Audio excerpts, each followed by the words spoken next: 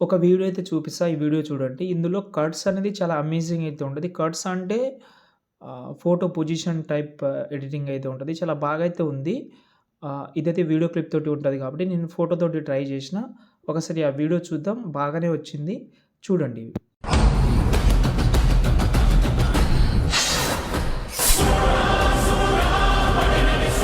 చూసారు కదా! ఎలా అనిపించిందనేది కామెంట్ చేయండి. నేను కాపీరైట్ ఇష్యూ వల్ల కొంచెం మ్యూట్‌లో పెట్టా. కానీ బాగానే ఉంటది. అందుకోసం ముందునే ఇన్‌స్టాగ్రామ్‌లో కూడా పెట్టాను. వీలుంటే మీకు టైం ఉంటే ఇన్‌స్టాగ్రామ్‌లో అలా చూసి అలా వచ్చేసేయండి. బాగుంటది. ఓకేనా? ఫస్ట్ అయితే నేను ఒక విషయం చెప్తాను. చాలామంది ఆ వీడియో క్లిప్ తోటి ఇంకా సూపర్‌గా ఉంటది. అదేందంటే ఆ వీడియో క్లిప్ తోటి అందులో మధ్యలో స్లో మోషన్ కూడా ఉంది. స్టార్టింగ్‌లో మాత్రం కొన్ని కట్స్ అయితే ఉన్నాయి. ఈ కట్స్ చేయడం చాలా ఈజీగానే మన మన ఏదైతే ఫుటేజ్ ఉంటదో మనం ఫోటో అనుకోవచ్చు. ఇది లేకపోతే వీడియో క్లిప్ ఉండొచ్చు. స్టార్టింగ్‌లో క్లిప్స్ అనేది మనం పొజిషన్‌ని ఏదైతే మనకు పర్సన్ ఉన్నారో ఆ పర్సన్‌ని మనం ఏదైనా ఒక పొజిషన్ చూపించాలి. ఆ కట్ మధ్యలో బాగానే ఉంటది అది గూడా. ఒకవేళ వీడియో తోటి ట్రై చేద్దామంటే వీడియో తోటి ట్రై చేయండి. ఫోటోతో ట్రై చేద్దామంటే ఫోటోతో ట్రై చేయండి. ఓకేనా? నేను దానికోసమే మీకు అసలు ఎక్కువ కష్టం లేకుండా ఒకటి చెప్తాను. ఫస్ట్ అయితే ప్రాజెక్ట్ అయితే ఒకటి ఇచ్చాను డిస్క్రిప్షన్‌లో చెక్ చేసుకోండి వీలైనంత. ఓకే.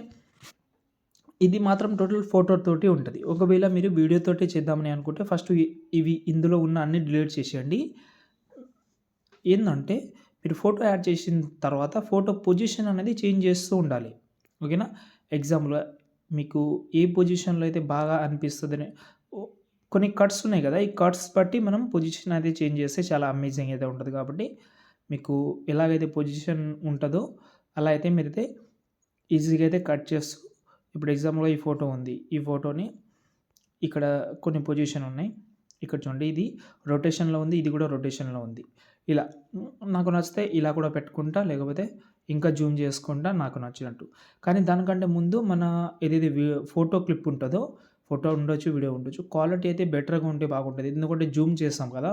అప్పుడు కొంచెం బ్లర్ వచ్చే అవకాశం ఉంటది కాబట్టి అది ట్రై చేయండి. ఓకే. దీనికోసం నేను ఈ ఫోటో మంచిగా క్వాలిటీ రావడానికే రెమినీ యూజ్ చేయడం లేదు నేను. చాలా రోజులైంది. ఏదైనా అవసరం ఉంటేనే యూజ్ చేస్తా కానీ వీమిక్ అనే ఒక యాప్ అయితే ఉంది. అదైతే యూజ్ చేస్తున్నా. ఒకవేళ కావాలంటే కామెంట్ చేయండి. నేను సెండ్ చేస్తానులే కానీ. ఓకే. కావాలంటే కామెంట్ చేసేయండి. ఓకే. ఇక్కడ నేనైతే ఏం చేస్తానంటే మీరు ఫోటో అయినా ఏదైనా మీరు 1 బై 1 రీప్లేస్ పెట్టుకోవచ్చు. ఇక్కడ కూడా మీరు సేమ్ ఫోటో చేంజ్ చేసుకోవచ్చు. ఇక్కడ కూడా ఒక ఫోటో ఉంటది. అది కూడా చేంజ్ చేసుకోవచ్చు. ఇక్కడైతే మనకైతే ఒక గ్రూప్ ఉంటది. ఈ గ్రూప్‌లో కూడా మీరు సంథింగ్ వేరే ఫోటో కూడా యాడ్ చేసుకోవచ్చు. ఆ ఫోటో డిలీట్ చేసి దీన్ని కిందకి తీసుకోవచ్చు. ఇలా బాగానే ఉంటది. ఓకే. అర్థమైందని అనుకుంటున్నా.